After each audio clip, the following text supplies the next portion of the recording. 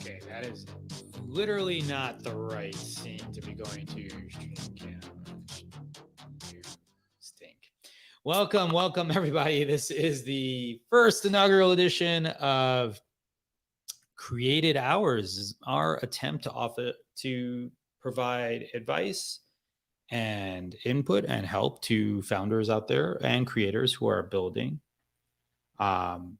in the creator economy. So if you are watching right now and you'd like to join us, by all means, head over to created.show/live. Should bring you straight into this environment. I know we have a few folks that were planning to come on in, so I'm going to give them a second. But in the interim, I will bring up my co-founder, Peter. That was very unexpected. Chat a little bit about what's going on here. I have not gotten ready at all. I wasn't expecting you to be prim and proper, so it's okay.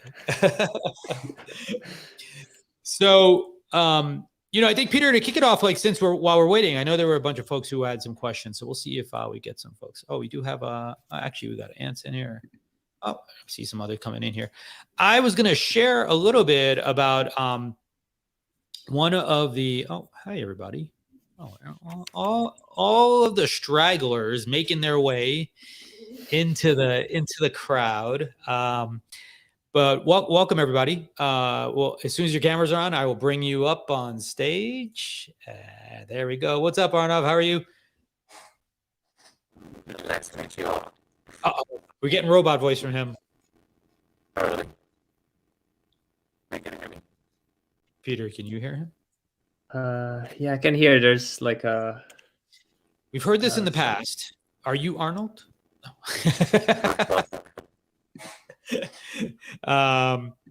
Let's go. Let's get Ben up here. What's up, guys? Shit, they're showing my face. No. Anson, welcome. How's everyone doing? Do I have everyone here? Yeah, there's 6 of us. Cool. All right, Arnav. Peter's looking at some data real quick, but Yeah, let's just go over a little bit of what we're trying to do here. The goal here is really simple. We're all, at least all of us that I see right now are builders, creating tools for the creator economy. And we are obviously looking to connect. Hi, Karen. I know you had a question, so we were going to put you at the front of the line anyway. Welcome up. The goal here is office hours. I used to run a show called Get Unstuck every morning, and basically we just took questions from other founders and we tried to help them any way we can. Barring helping others, we will help ourselves, right? So does anyone in particular, by the way, have a question, something pressing that's going on today? Karen, by the way, welcome to Zealous. I think everyone else here has seen Zealous in the past. Anyone have a question that's sort of pressing, top of mind, that maybe they wanted to chat about? Fernando, I know you and I were talking about that thing, and I'd love to bring that up as well with this crew. Absolutely. But any Karen, I know you had a question. Oh, maybe she's back. All right. So, Fernando, why don't you bring up the thing that we were talking about last week, actually, because I think it could be interesting for a lot of folks here. Yeah, absolutely. Can you guys hear me okay? First, just quick. You're awesome.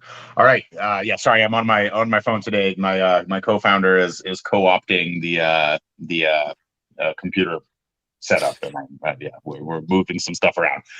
So I was talking to Gregarious last week that essentially I went to Vid Summit and found something. First off, a little hint for you guys. I was pretty much the only creator-focused software founder that didn't have a booth, that was just walking around, and so it seems like an event that every founder,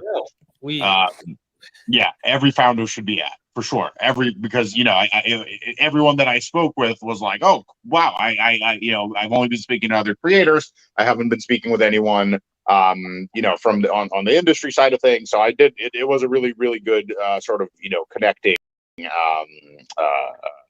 event. And I'm sure that I'm incorrect, and there were other founders there. I just didn't happen to see them, and happened to see a lot of creators. So I just think, again, recommendation is definitely Vid Summit is a good place to go meet some prospects. That being said, what really surprised me about the event was a couple of things. First off, the fact that none of the talks were at all related to the industry and to the technology side of things. It was all related to creators and creator growth, to a point that I found surprising, because it struck me as odd that there wasn't a deeper sort of focus and support around the tools of the trade. So that seems like maybe Gregarious wants to speak a little bit about that, but that seems like an interesting an interesting event to hold at some point. The other thing, the industry is so new, right? It is the whole industry seemed to be there from a creator perspective. The information is doing a summit or something, right? I think in October, which is like something creator. They are. It seems to be all, again, it seems to be all virtual. So I definitely think, there is a difference when you do an in-person event, at least in my opinion, in terms of being able to meet people and the networking that comes out of that.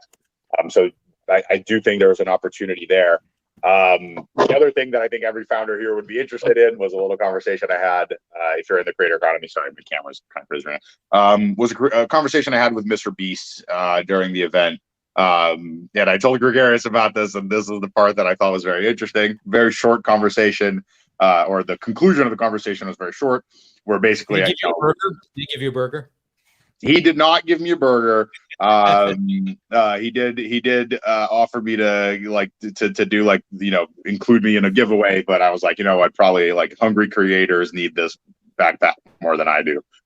So we'll let them keep it. But he did mention to me, when I did mention at the end of our conversation, I was like, Judy, I think it's I just wanted to mention, I think it's odd that there's not more companies here. I was curious about that, and he looked at me and he was like, "Oh, I think every company, every major creator tool is here, right?" And I was like looking at him, and I thought he was kind of joking for a second, but he was not joking. He legitimately thought he legitimately believed that 8 companies there with booths. So it seems like a very limited. Let me ask you. I didn't ask you this question before, but do you think in his mind that was sort of like every company that matters is here, or? Well, I mean, yes, I think that is kind of what he was saying. And of course, from Mr. Beast's perspective, that's not. I don't mean this as a judgment or indictment on him at all. To me, it was more indicative of the fact that there's still a long way to go in terms of exposure to creators. I don't think a lot of creators, even Mr. Beast, in some degree, are still looking at themselves fully as a business that needs tools for that business. I think that's the perspective that's lacking. That's what I got from that comment, honestly. Interesting. Any thoughts from anyone else? So what we were sort of proposing is potentially having our own summit. Hello. Where we just get together and, convene to talk about topics that are kind of relevant to our universe and our ecosystem. And what I was thinking was potentially of attaching it maybe to like a VidCon or some other event that maybe we all might want to go to anyway. And that way we could then just add on, like a day or two and spend a bunch of time like brainstorming and, colluding in the space, all the things that are good. But also Peter and I are in Colorado, so we have like an open invitation for everyone to come and ski with us as well. I said ski, not snowboard. Snowboard. Yeah, Ants is coming out here soon anyway, no? Yeah, I'll take that.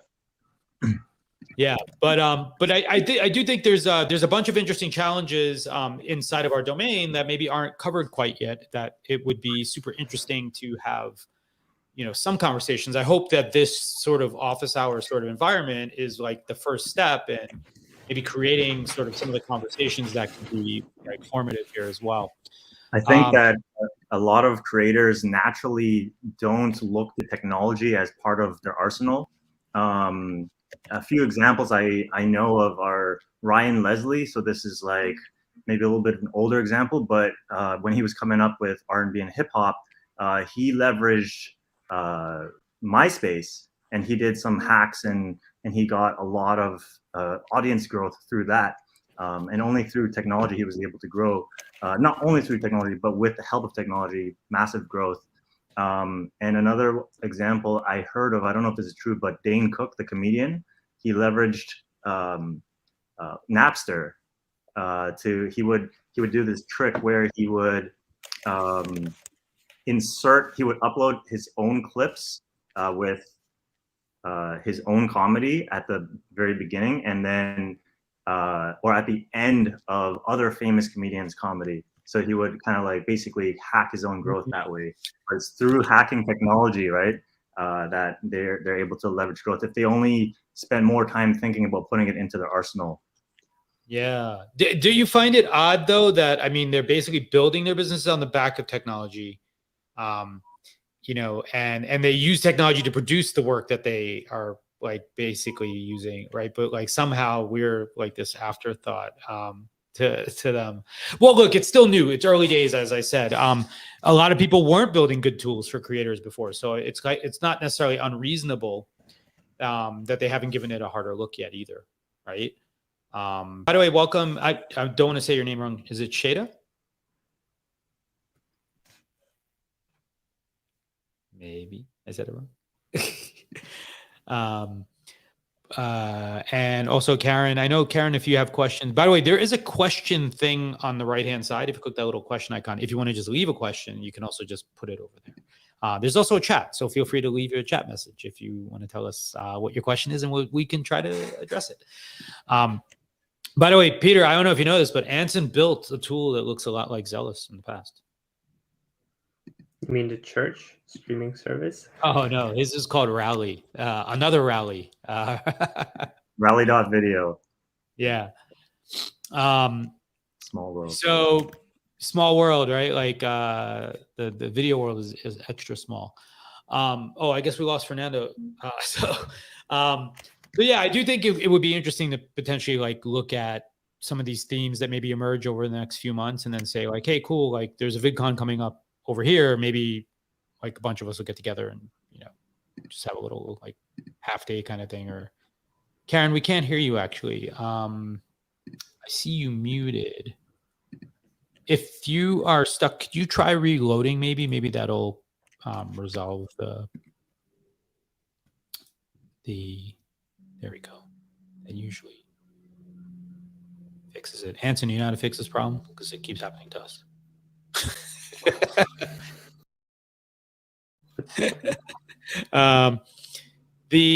So I think there was a topic that I know Matt brought up earlier today on the Means of Creation Discord that I'm curious if anyone has actually tried this, or he was sort of commenting on it. Just that had how hard it was to actually get fans to provide an email. So yesterday there was this big massive outage. Of course, like all the worry warts and all the people who are opportunistic were like, this is why you need to get off of platforms. You don't need to get off of platforms. Don't be an idiot.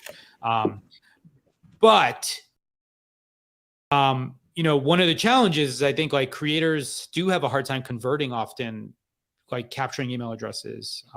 Wait, oh yeah, see, so I don't see Karen. Do you see Karen? Weird. All right, so Karen, unfortunately, I'm seeing her muted. Oh, and then just lost the video. Weird. So I just see the black box with your avatar. Yeah, I see you like the black box as well. Loading. All right. This is what you get when you use beta software in production. But yeah, I do. Has anyone had any experience trying to convert? I can share some examples. Peter and I had with an earlier version of Zealous. Actually, which I didn't find particularly bad. One example we had. Oh, there we go. And now we see you, but you're still on mute. But it shows you muted, so I don't have an option to unmute you though.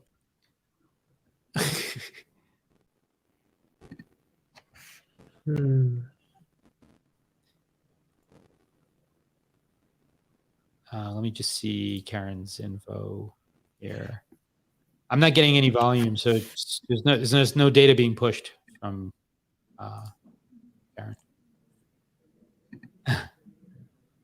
Hi, Shada. It's like a Substack for audio. Oh, interesting. So my question is, because our main platform is an app, should we focus on providing a distribution channel for audio content consumption, or just focused on audio content creation, ease, and monetization for creators?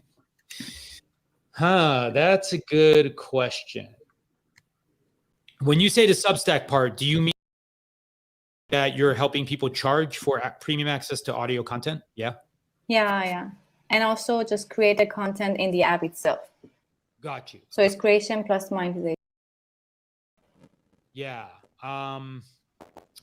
So this becomes kind of a chicken and egg thing, I think, to some degree, right? So it depends from my point of view, it depends how you slice your audience, right? So if you start with people with large established audiences, which tends to be where most platforms find success, then I don't think you need to worry about distribution so much, right? To make it successful, right? Like, because either way, you're either going to like allow them to upload. All right, Karen, maybe this time. You see you. Oh, that happened again. You see. Well, all right. Peter's going to try to sort out the issue with Karen. Yeah, I think what ends up happening in these platforms early on. No, you disappeared from me again. I don't know why this happened. Sorry. You feel free to type your question in, and we'll try to answer. But I would say, like, if the creation is the unique innovation, right? Like, then focus on the thing that is the unique innovation in your platform the most, right? So if folks are largely trying to convert, like, say, a podcasting audience into a premium podcasting audience, then they have some distribution kind of to start with. And so you can just focus on folks who have distribution. So it minimizes at least some of the MVP stuff that you have to start with, right? That would be my advice. I think if you Yeah, want to go so the opposite, then I would go the other way. yeah, so the problem here is that because I don't have like a large network of like big content creators, it's really it has been really hard for me to just convince them to like lend us the audience that they already have so that they could just use our platform for monetization. You know what I mean? Yeah. But yeah, so this has been the problem. So we have that word that you used of lending, like how did that frame of reference kind of come to be? Is that how they thought of it, or is that how you're thinking of it? No, it's what I'm thinking of. They haven't told me that, but they have like an inertia to just use the app because they think that, okay, I have to just bring all my like followings to download the app and like support me there. So yeah, but it has been good with like micro influencers who don't have like a large following. So, but they demand like distribution. They demand distribution from our app as well. But because we're like in our early stage, we don't have like, and also we're bootstrapping. We don't have like a large marketing budget to just generate like a large distribution for them.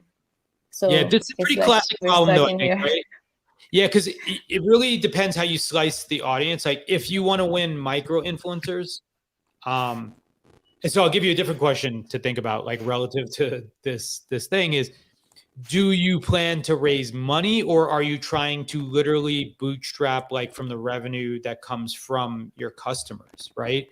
Because if for example it's a SaaS, maybe you can get there, but it will take a long time. If it's a take rate, then you would want folks who have a bigger audience, right? So that there's more to monetize from, right? Like, so one of the problems, like a like micro influencer point of view, is that if you use Patreon's numbers, right? My video is glitching. Or actually, I wonder if it's because of my switch. Let me just go to this camera only. One of the things you find is like, if you use Patreon's number, Patreon sees like 1% to 2% conversion of follower count basically into like a subscriber, right? And I think the average price is like $12. So 1% to 2% of 100 people, like you may not be able to live on that like for a long time, right? Like even if you aggregated together a whole bunch of them, right? So it may make sense to aim a bit more like to the larger side, right? The challenge I found personally with the larger side is they're way more opinionated about like what the right solution is, right? Like, so they have like more established workflows. They tend to want to exert more creative, sort of flows and processes into the creation process, right? And so it can become somewhat problematic. So for example, like if I was trying to solve for that problem, I might say like, let them upload something. Don't require them to create it inside of you. So that way someone who already knows how, and again, another sub-segment, is it people who already make audio content, or is it people who don't make audio content, right? Because if it's people who make audio content, then they likely have the tools and processes in place to make good audio content and wouldn't want to step down to like whatever your solution may be, relatively speaking, right? Versus if it's people who don't know how to make audio content, Racket seems to have done a pretty good job of getting a whole bunch of people to make audio content, in a very seamless and painless way, right? I haven't heard much about them recently, but so I think you have to kind of like figure out who the target customer is. And you may not know that early on, but you kind of want to try to cluster them so that the features you're building are urgent, right? Like where it's like, crap, if I build this feature, like this kind of user's never going to be able to use it, right? Like, so you want to find 3 or 4 maybe slightly related types of customers that might be able to be helpful, right? Or benefit from a small feature stack, even though they may rank them as in different order. I would say though, distribution, generally speaking, wouldn't be not where I would start, right? Because it's really hard, right? Like it either requires like a ton of money or marketing or all these other things. And so as an unfunded, I'm assuming you're bootstrapped or not funded yet. It's just like a hard expense to build a big audience, right? Like look at Substack. They didn't do the reader thing and all the other stuff until much later after they'd already delivered, sort of the product, right? So I don't know, Anson, Peter, aren't anybody else have any thoughts or advice? Your voice was breaking up like in the first part of your speech. So I didn't get the part that you talked about whether we should like focus on the creation part or not. I'm forgetting. Yeah. Can you just repeat that? Yeah, sure. So what I was Sorry. saying about like focusing on the creation versus the distribution or whatever. Generally speaking, I would say I would avoid the distribution part. But on the creation side, even I think you still have a question of.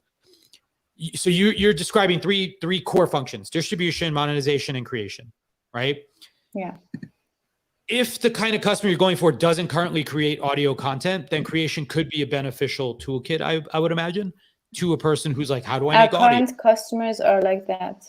They haven't, I mean, they're not podcasters or anything. If that's the case, then yes, like a simple creation tool could be very successful. Here's the problem. We don't know if that's actually the right customer yet, though, right? Like those may be some of the earliest people you have, but it may not be the people that you could build a business on, right? So I think you just still want to figure out, even inside of the people who don't make audio today, which of the kinds of people who don't make audio today that might want to make audio are worth helping to make audio, right? Like if you look at Clubhouse is pretty successful at getting a lot of people who didn't make content before to become content creators, right? Maybe that's the same thread you're kind of tapping into. If that was the case, then I think you could talk to lots of Clubhouse people who are really frustrated with like how they can't monetize. And then I would say the monetization part of Clubhouse, like adding the monetization or backfilling the features that are missing from monetization point of view, could be a short path to sort of some validation. If you're looking at people who are like, making content, but maybe they're not like regular making content, right? Like then you could be looking at ways to increase the regularity, which would they post, right?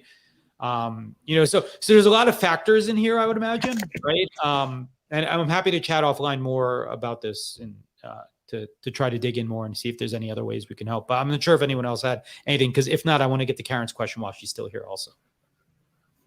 Yeah, thank you so much. So I will keep in touch with you offline. Feel free. And my email is gregarious@zealous.app. So feel free to shoot me an email and we can always schedule some more time. Always happy to chat with anyone who comes on to ask a question.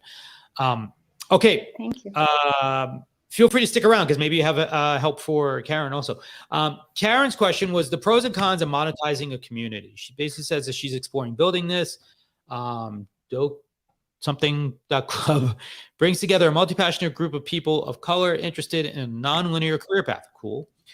We peacefully defy hardened stereotypes and search for a more meaningful and authentic life. Great. Some experts suggest making it free. Others suggest a monthly fee. This is a good question. This comes up a lot. I think, so I've been using this saying more and more often lately. But I think I may have even said this to Anson the other day, yesterday. If the only reason people are there is because they pay, to me, that's more of a customer base than a community, right? It takes time. A community takes a long time and a big investment from not just you, but from the individuals that are in it, right? And so a lot of times, I think if we monetize too early, like or put a gate up, if the reason you want a gate is for qualifying people, there are other ways to qualify people, right, that aren't money, right? And also I would argue that a financial gate sometimes can be highly exclusionary for the folks who can't afford it, who are from parts of the world where maybe that amount of currency is just unreasonable, et cetera, et cetera, et cetera. So there's a lot of negative aspects to monetizing early and also to force monetization for membership in a community. So I would say if the goal is actually to just qualify people better, then ask more questions or build in more gates or unlocks after you prove and validate and verify that you are a good, positive contributor to an ecosystem, right? Like if you let everybody in and they can say and do everything, well, that's not necessarily a bad thing, but do you have a way to sort of like suppress bad actors? Do you have a way to reward good actors, right?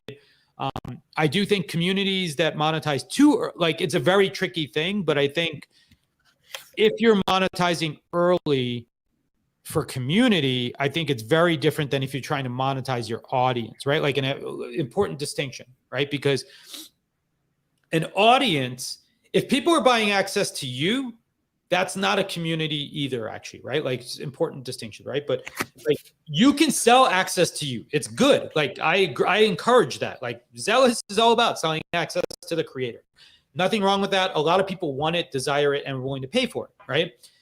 That is different than a community where the value increases exponentially as you add new members due to the network and the relationships that exist amongst the people. A community can operate without the creator being present.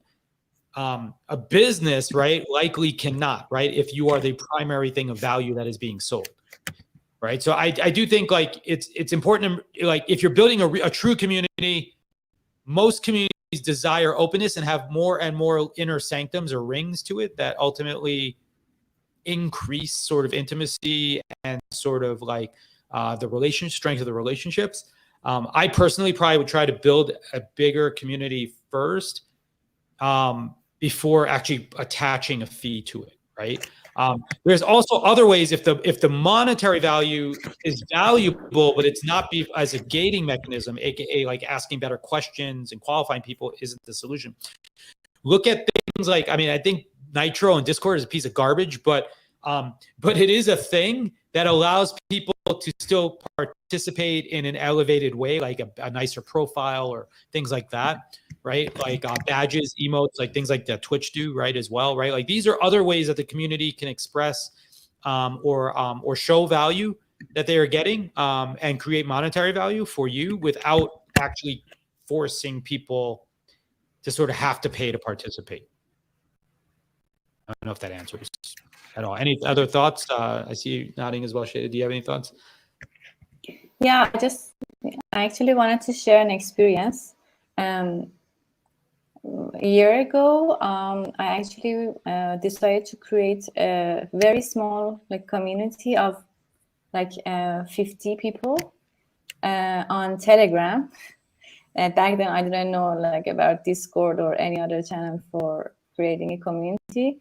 So what I did was, so I have an Instagram account of like 2,800 people, and like the audience there is really trusting in me. I mean, I sold like a course with, I mean, they bought a course from me for like, I don't know, like for 3 months they paid like $20 per month, so like 100 of them.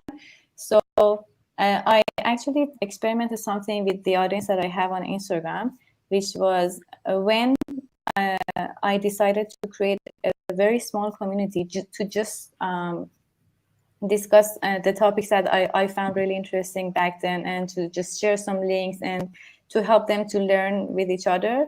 When I monetized it from the first day, the participatory percent was really much higher than just, you know, to invite them to join the Telegram channel for free, the Telegram group for free. So I have you know, like a community with a lot of people, but